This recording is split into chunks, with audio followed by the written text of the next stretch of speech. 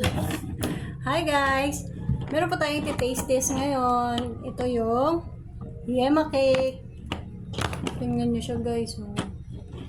Ito ba siya? Medyo nagmo-moist siya kasi galing siyang rep. Ito. Binili ko to doon sa friend ko. Medyo yung ganito. Nag-bake siya. Ito, Yema cake ko. Sarap! Paano ang sarap? Ito siya guys. Oh. Wow, puno-puno siya ng cheese. Tsaka yung yung melted niya na something na masarap. Na ice. Tikman natin na ngayon siya. Ako muna. Paano ang yummy?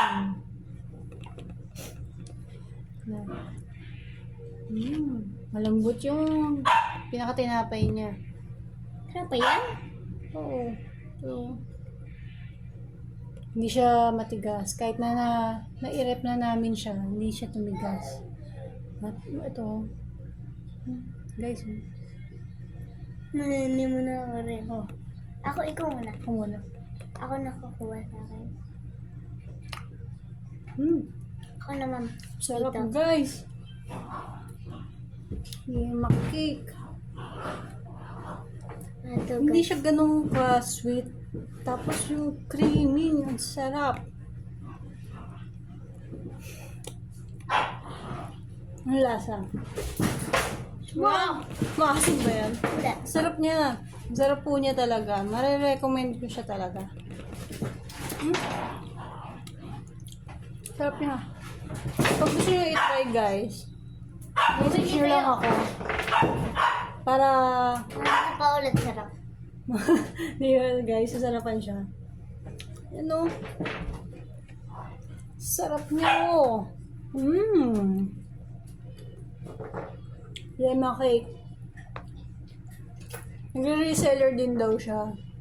Kaya pag gusto nyo, kontakin nyo ako. Bibigay ko sa kanya yung info nyo.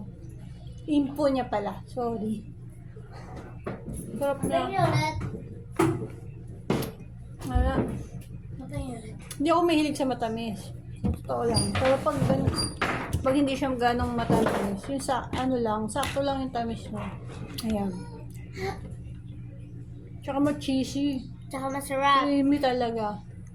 Yung pinaka-tinapay niya, malambot. Kaya guys, try nyo na. Yema cake. Taste test lang namin kasi syempre kailangan ko tiran yung iba kong mga anak. Tsaka Ayun asawa. lang. Bye-bye na guys. Bye-bye. See you sa next taste test. Next year. Bye! See you next year.